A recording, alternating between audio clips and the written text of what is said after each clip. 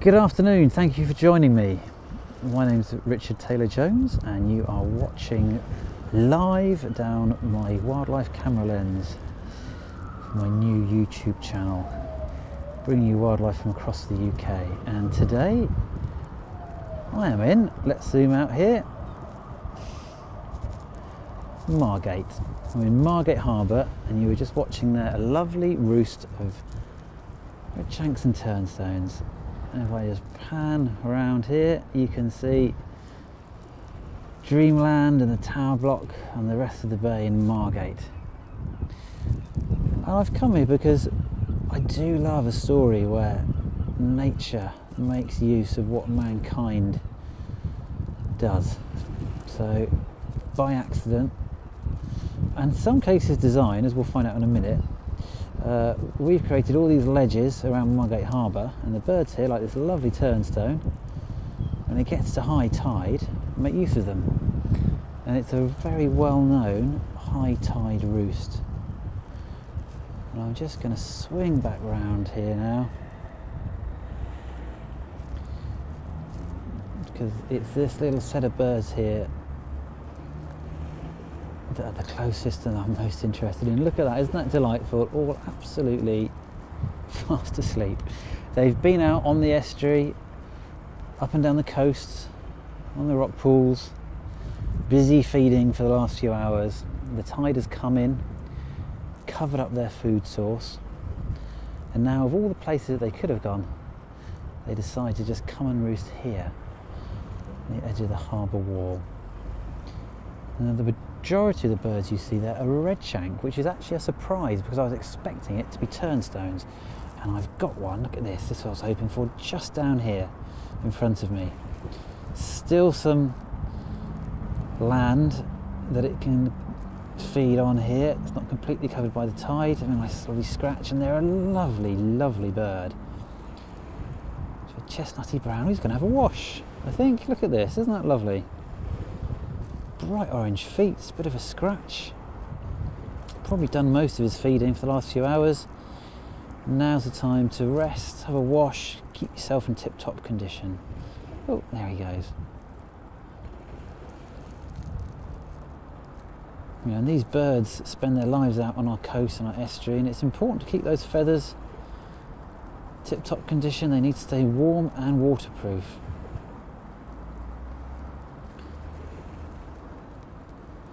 Still having a look for a little bit of food here and there.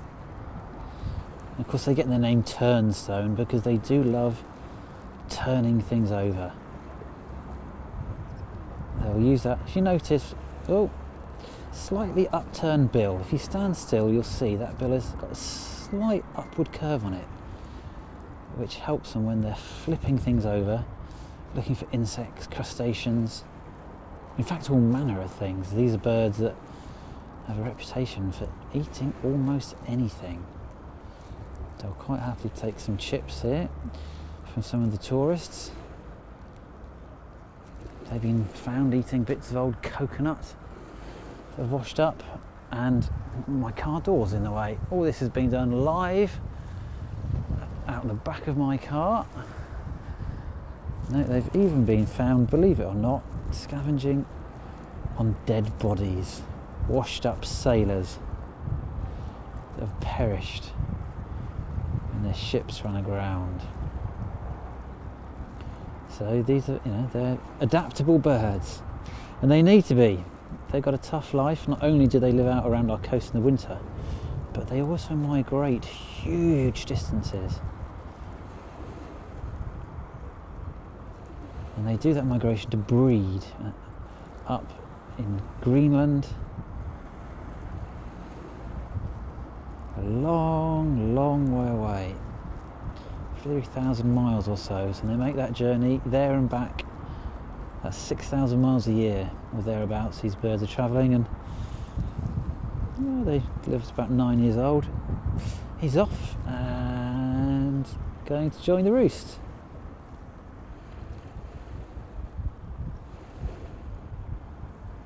But yeah, 6,000 miles a year. Live for about, average 9 years. 60,000 miles. And from one of the oldest recorded turnstones that was ringed and recaught was 20 years old.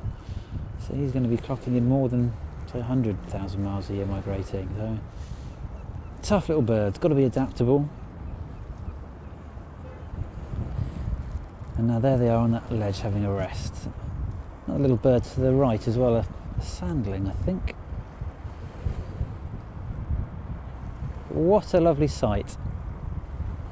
And all just below that busy main road there. Look at that. Dozens of people passing by with not a clue that these animals are taking shelter. Just below the wheelie bins and the concrete wall. But I'm not here on my own today. I have with me Tony Child from the Thanet.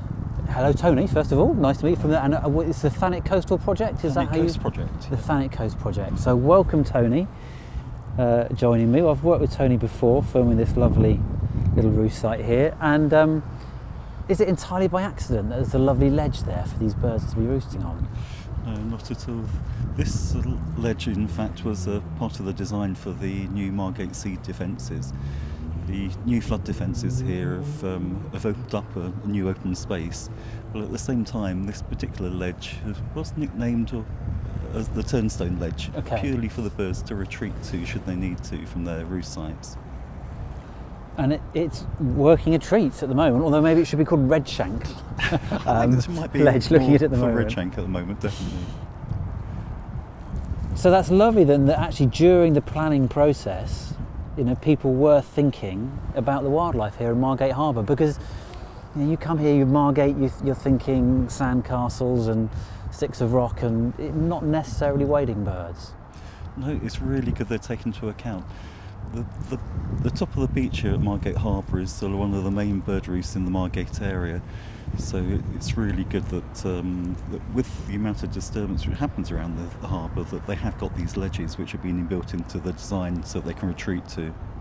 Now, I mean, it looks like they're coping fairly well with the disturbance here, but is that always the case? What sort of problems do turnstones face living in this very urban coast? Well, unfortunately today the numbers here are quite light, so we've only got a few turnstone here which are around, and the numbers have actually been in quite some decline. We've been surveying these since 2001 with the Sandwich Bay Bird Observatory and our coastal wardens and volunteers, and the numbers have actually declined quite drastically.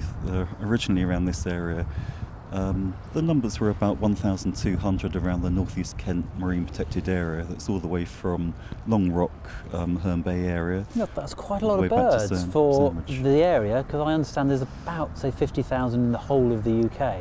So if 1,000 of them are on your local patch, that's it's important. Over 1%, so it makes it really a special area for turnstone, and in fact, so that makes it so that there's a designation for a SPA or Special Protected Area just for the turnstone around the Thanet coast area. Wow. Well, unfortunately, after the surveys, the first 6 surveys showed the numbers were quite consistently sort of around about 1,200. But in the last few years, from 2010, there's been quite a drastic decline and collapse of the population. So now the numbers around here have been recorded to the last few years, only about sort of 500 to 600. Gosh. So we're quite concerned about their numbers around here. What do you think might be causing that sort of decline? Well, it is unknown really, because there is a national decline, but unfortunately this decline here is even further, so it's sort of 50% of the numbers. But we do have some issues around here. The Thanet coast is a very urban coastline as well, so in particular for the bird life, there's more and more likelihood of contact with humans at high tide.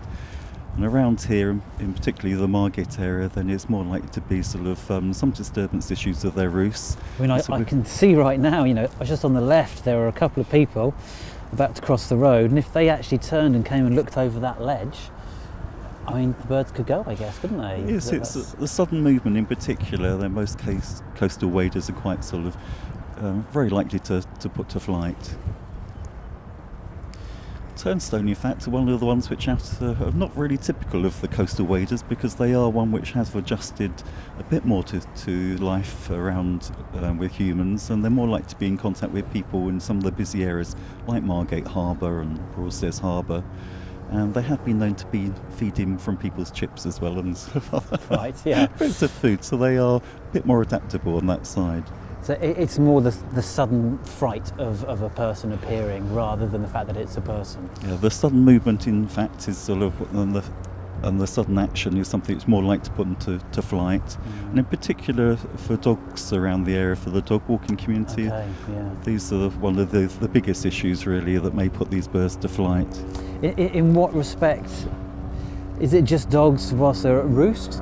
We've got a helicopter coming over here, so for sound purposes, we might just have to be quiet a minute until he goes over. Let's see him go.